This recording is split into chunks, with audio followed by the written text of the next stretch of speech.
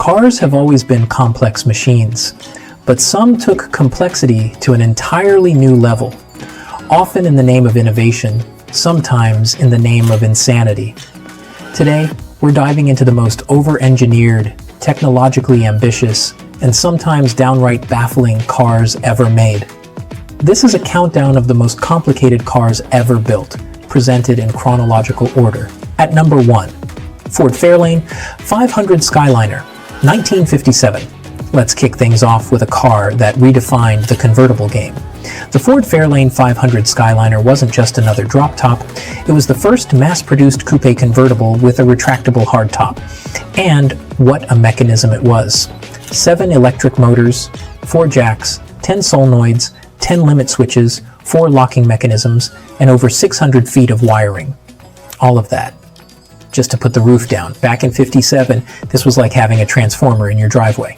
At number 2, Rover P6, 1963. Next up is the British-built Rover P6. It looked conservative on the outside, but under the skin, it was radical.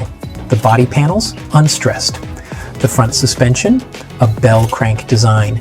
It was supposed to house a gas turbine engine, but that never happened. Instead, they squeezed in a 3.5-liter V8. All this innovation made it a joy to drive and a nightmare to restore. Still, for 1963, it was a glimpse into the future of car design. At number 3, Mercedes-Benz 600, 1964. When dictators and rock stars needed a ride, they turned to the Mercedes-Benz 600. Why? Because this car was a mechanical marvel. Air suspension, twin heating systems, vacuum-operated windows, and locks. And let's not forget Bosch fuel injection. At a time when carburetors were still king, it was the ultimate flex. And today, it's the ultimate headache for restorers, with parts as rare and pricey as the people who once rode in it. At number 4, BRMH 16, 1966. Now let's head to the racetrack. The BRMH 16 wasn't just complicated, it was mind-bending. 2 flat 8 engines stacked on top of each other, each with its own crankshaft, geared together in a monster known as the H16. Lotus gave it a shot in their Type 43. It won a single Grand Prix, and then they abandoned it. It was powerful, but heavy, unreliable, and near impossible to work on. A beautiful disaster. At number 5, Citroën SM, 1970. Citroën bought Maserati in 1968, and the SM was their love child. A French body, an Italian heart, and a whole lot of quirks. A 2.7-liter V6 powered everything, from the wheels, to the brakes, to the hydro-pneumatic suspension. Even the headlights turned with the steering wheel.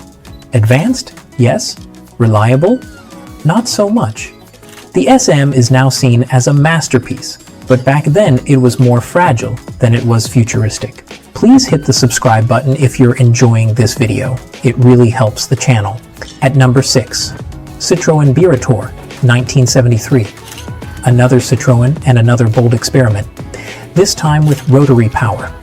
The Birator took the GS and dropped in a twin-rotor engine developed with NSU. Fast, smooth, and destined to die young. Only 847 were made before Peugeot shut it all down, fearing it would tarnish the Citroën name. Most were bought back and scrapped. Today, the few survivors are relics of a parallel automotive universe that never came to be. At number 7, Aston Martin Lagonda, 1976. The Aston Martin Lagonda looked like a spaceship, and inside, it almost was. Touch-sensitive controls, digital displays, a dashboard that looked like it belonged in a science fiction movie.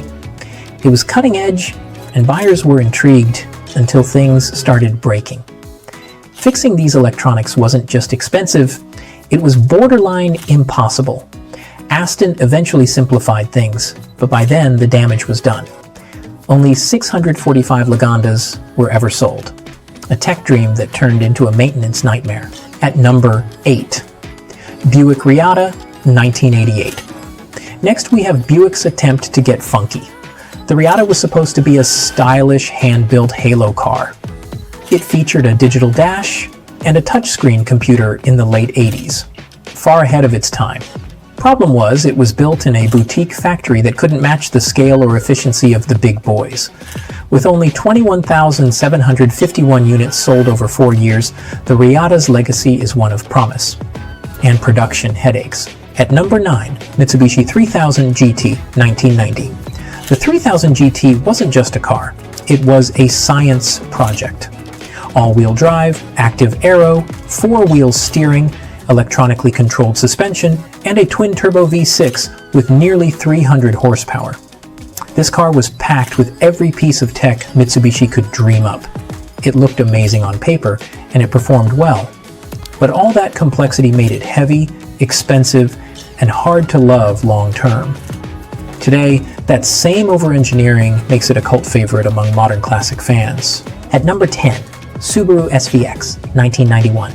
Finally, we end with one of Subaru's strangest creations, the SVX. Designed to compete with the likes of the Toyota Supra and Nissan 300ZX, it featured a 3.3-liter flat-six engine and all-wheel drive. It even had windows, inside windows, but the high price, quirky design, and unsure market position doomed it. Subaru moved on to rallying glory with the Impreza, and the SVX faded into obscurity. These cars weren't just transportation, they were statements. Some worked brilliantly, others not so much. But whether they were a triumph of engineering or a cautionary tale, they all dared to be different, and that's what makes them unforgettable. Which one blew your mind the most? Let us know in the comments. And don't forget to like, subscribe, and hit that bell for more videos like